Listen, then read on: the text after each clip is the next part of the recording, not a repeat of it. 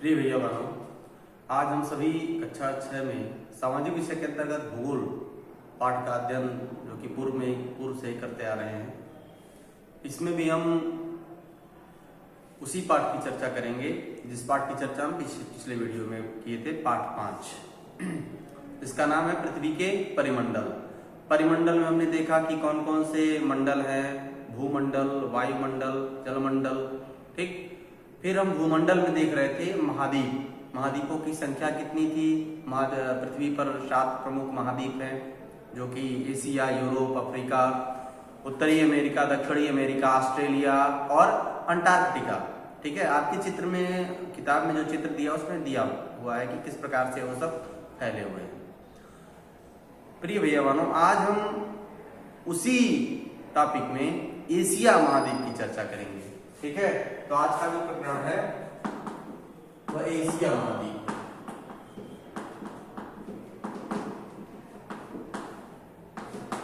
Asia महाद्वीप के बारे में चर्चा करेंगे। एशिया विश्व का सबसे बड़ा महाद्वीप है। यह पृथ्वी के कुल क्षेत्रफल के 1/3 भाग में फैला है। यह महाद्वीप पूर्वी गोलार्ध में स्थित है।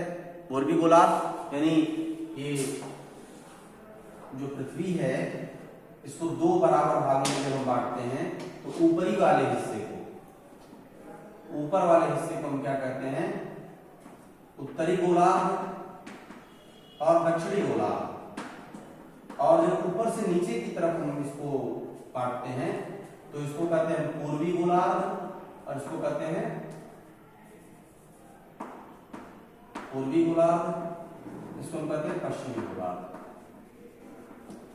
ठीक है, इस प्रकार से उसको विभाजित करते हैं। तो एशिया महाद्वीप की जो स्थिति है वह पूर्वी गोलार्ध में स्थित है। किस गोलार्ध में है? पूर्वी गोलार्ध में। कर्क रेखा इस महाद्वीप से होकर गुजरती है। एशिया के पश्चिम में यूराल पर्वत है। जो एशिया महाद्वीप है, इसके पश्चिम में कौन सा पर्वत है? यूराल पर्वत है, जो इसे यूरोप से अलग करता है। आपसे पूछा जाएगा प्रश्न की एशिया महाद्वीप और यूरोप महाद्वीप के बीच या उसको अलग करने वाला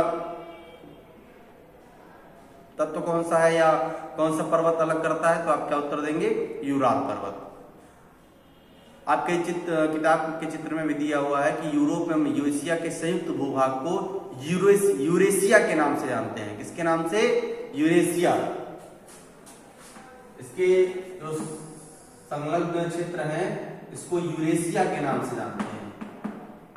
यूरेशिया यानी यूरोप और एशिया, जो इसके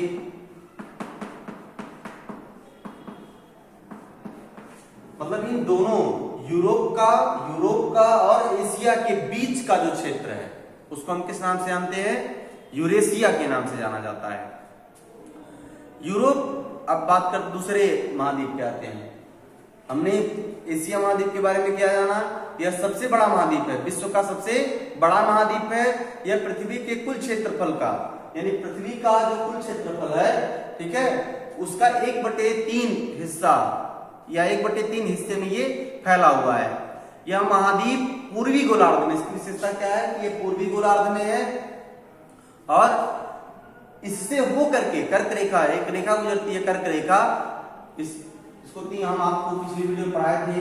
नीचे वाली जो रेखा होती है उसको हम मकर रेखा कहते हैं। इसके ऊपर जो 22.5 डिग्री की रेखा होती है इसको हम क्या कहते हैं? कर्क रेखा कहते हैं। ठीक है, तो कर्क रेखा इसके बीच से होकर के गुजरती है, इससे होकर के गुजरती है। ठीक, ये इसकी विशेषता हुई। अब आते हैं हम दूसरे महाद्वीप के बारे में। एशिया महाद्वीप के बारे में चर्चा कर लिए। दूसरा जो महाद्वीप है वो यूरोप महाद्वीप है। यूरोप महाद्वीप के बारे में चर्चा करेंगे। यूरोप एशिया से बहुत छोटा है। यूरोप क्या है? एशिया से बहुत छोटा है। यह उपमहाद्वीप एशिया के पश्चिम में स्थित है। कहां स्थित है? एशिया के पश्चिम में, जो यूराल पर्वत से सटा हुआ, जिसको यूराल पर्वत एशिया से अलग करता है। ठीक है, आर्कटिक वृत्त इससे होकर, आर्कटिक वृत्त यानी ये वाला जो वृत्त है यहां से, आर्कटिक वृत्त इससे होकर गुजरता है। ठीक है, ये ऊपर होने के नाते यहाँ पे ठंडक अधिक रहती है, क्योंकि ये क्या है, ध्रुवों के अधिक नजदीक है, इसलिए यहाँ पे हमेशा ठंडक रहती है।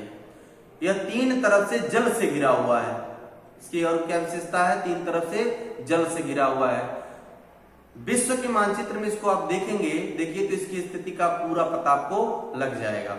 ठीक है, अब तीसरा है अफ्रीका महाद्वीप। तीसरा है अफ्रीका महाद्वीप। अफ्रीका एशिया के बाद विश्व का दूसरा सबसे बड़ा महाद्वीप है। यानी यदि क्रम में आप देखेंगे तो सबसे पहले नंबर पर कौन आएगा, पहले नंबर पर आएगा एशिया और दूसरे नंबर पर आएगा अफ्रीका। यह दूसरा, एशिया के बाद दूसरा सबसे बड़ा महाद्वीप है। यह विषुवत वृत्त या 0 अंश अक्षांश इस महाद्वीप के लगभग मध्य भाग से होकर गुजरता है। ये वाला जो क्षेत्र है, ये वाला, ये कौन सा, ये किसके अंतर्गत आता है, तो ये अफ्रीका महाद्वीप के अंतर्गत आता है। यानी लगभग मध्य भाग से होकर गुजरती है। अफ्रीका का बहुत बड़ा भाग उत्तरी गोलार्ध में स्थित है। जो इसका बहुत ज्यादा भाग है वो कहाँ है, यहाँ पर स्थित है। ये जो उत्तरी गोलार्ध है वहां पर स्थित है। आपके किताब में जो चित्र दिया हुआ है उसमें आप देखेंगे तो आप पाएंगे कि यही एक ऐसा महाद्वीप है जिससे होकर के कर्क रेखा, विषुवत रेखा तथा मकर रेखा, तीनों रेखाएं यहां से होकर के गुजरती हैं। ठीक है, अफ्रीका एक ऐसा महाद्वीप है जहां से तीनों रेखाएं गुजरती हैं, कर्क रेखा, मकर रेखा और, यानी ये सटा हुआ है। ये क्या है, ये यहां भी सटा हुआ है और ये यहां भी सटा हुआ है। ठीक है, तो तीनों रेखाएं क्या है, इससे होकर के गुजरती हैं।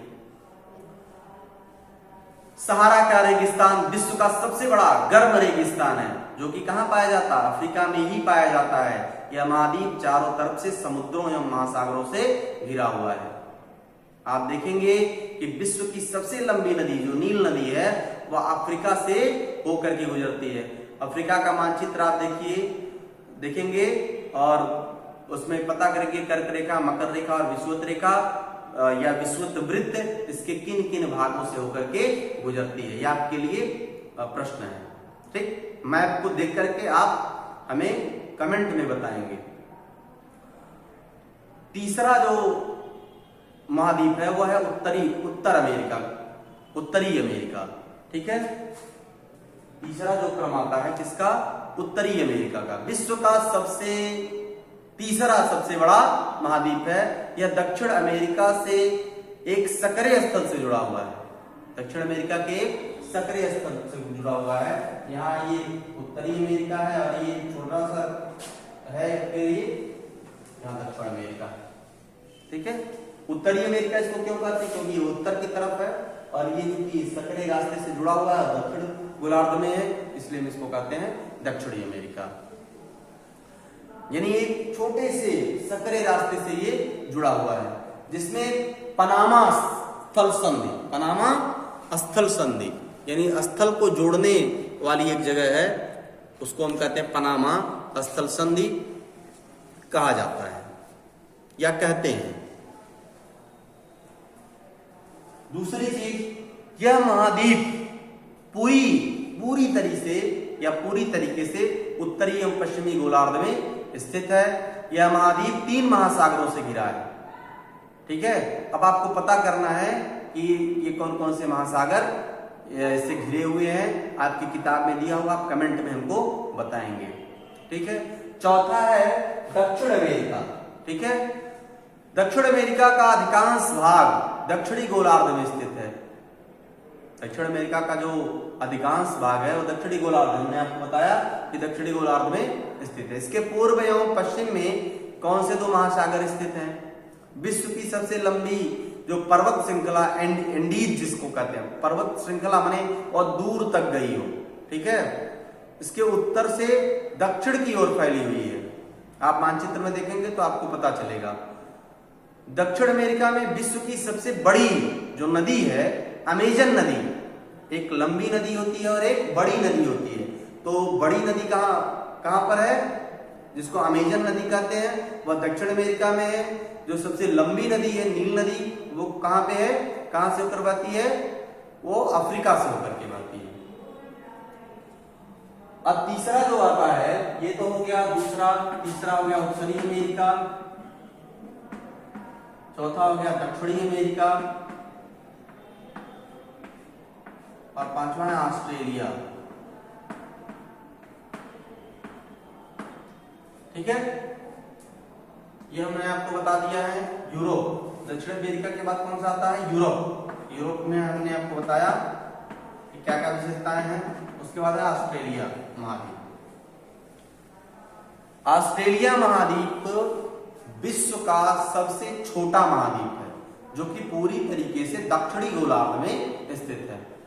यह चारों तरफ से महासागरों या समुद्रों से घिरा हुआ है। चारों तरफ इसके क्या है, समुद्र है, ये यहाँ पे स्थित है, पूरी तरीके से दक्षिणी गोलार्ध में स्थित है। और ये इसके चारों तरफ क्या है, समुद्र है, यानी पानी है पूरी तरीके से। ठीक है, महासागरों का समुद्रों से घिरा हुआ है। इसे द्वीपीय महाद्वीप कहते हैं। ये द्वीपों का, आइलैंडों का द्वीप है। यहाँ पे छोटे छोटे बहुत सारे द्वीप हैं। ठीक है, अब सातवां जो आता है उसका नाम है अंटार्कटिका। एक बहुत बड़ा महाद्वीप है जो कि दक्षिणी गोलार्ध में स्थित है। और दक्षिणी ध्रुव इस महाद्वीप के मध्य में स्थित है। जो दक्षिणी ध्रुव है वो क्या है, इस महाद्वीप के मध्य में स्थित है। चूंकि यह दक्षिणी ध्रुव क्षेत्र में स्थित है, इसलिए यह हमेशा मोटी बर्फ की परतों से ढका रहता है। यहाँ किसी प्रकार ये ऐसा इसलिए होता है क्योंकि सूर्य की जो किरणें होती हैं वो तिरछी पड़ती हैं यहाँ पे, और बहुत कम रोशनी होती है, इसलिए यहाँ का बर्फ जो है हमेशा, यहाँ का जो क्षेत्र होता है हमेशा बर्फीला होता है।